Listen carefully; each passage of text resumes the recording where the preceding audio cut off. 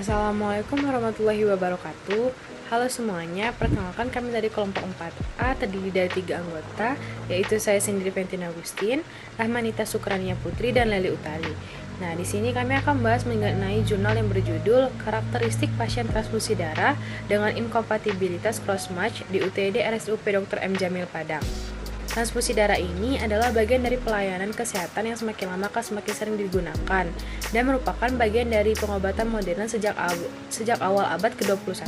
Berbagai keadaan di masyarakat seperti meningkatnya kecelakaan lalu lintas, operasi besar, terapi suportif keganasan, serta semakin banyaknya kasus penggunaan darah yang harapan hidupnya semakin meningkat, menyebabkan pemakaian darah akan semakin meningkat pula. Nah, salah satu persiapan yang harus dilakukan sebelum melakukan transfusi darah ini adalah uji kompatibilitas.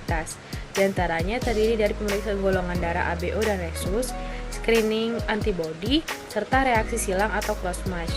Uji kompatibilitas ini bertujuan untuk mencegah reaksi transfusi hemolitik yang dimediasi oleh imun. Nah, dibutuhkan pemahaman yang baik tentang antigen yang diekspresikan eritrosit pada donor dan resipien sebelum melakukan transfusi darah. Prinsip dasar dari transfusi modern ini adalah memberikan manfaat sebanyak mungkin dengan resiko minimal atau tanpa resiko terhadap resipien. Transfusi darah ini sebaiknya dihindari jika tidak adanya manfaat. Cross-match atau dinamakan dengan XM ini merupakan tahapan pretransfusi yang sangat penting dan uji terakhir terhadap kompatibilitas ABO antara eritrosit donor dan plasma resipien untuk memastikan tidak adanya antibodi yang terdapat dalam plasma resipien tersebut. Nah, cross-matching ini didefinisikan sebagai suatu pemeriksaan yang menggunakan metode yang mampu menunjukkan inkompatibilitas sistem ABO dan adanya antibodi signifikan terhadap antigen eritrosit.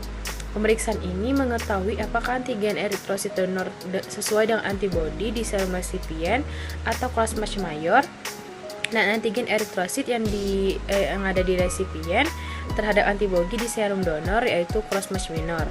Nah, pemeriksaan cross-match ini dilakukan terhadap pasien dengan kemungkinan besar mendapat transfusi darah eritrosit yang merupakan pemeriksaan in vitro untuk memprediksi reaksi dari in vivo saat eritrosit di donor ditransfusikan. Nah, tidak adanya hemolisis atau aglutinasi pada semua fase, maka darah donor boleh ditransfusikan.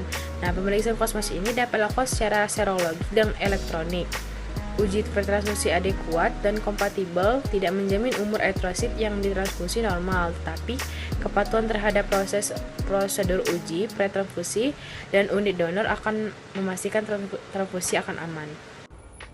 Jurnal ini menggunakan cross-match metode gel untuk memeriksa derajat aglutinasi. Prinsip pemeriksaan cross-match metode gel adalah penambahan suspens sel dan serum atau plasma dalam mikrotube yang berisi gel di dalam buffer berisi reagen anti-A, anti-B, anti-D, enzim, anti-IgG, dan anti-komplement. Selanjutnya, mikrotube diinkubasi selama 15 menit pada suhu 37 derajat Celcius dan disentrifus. Aglutinasi yang terbentuk akan terperangkap di atas permukaan gel. Aglutinasi tidak terbentuk apabila eritrosit melewati pori-pori gel dan akan mengendap di dasar mikrotube. Hasil ukur dinilai positif 1, positif 2, positif 3, atau positif 4. Selanjutnya, data dianalisis, diolah, dan disajikan dalam bentuk tabel distribusi.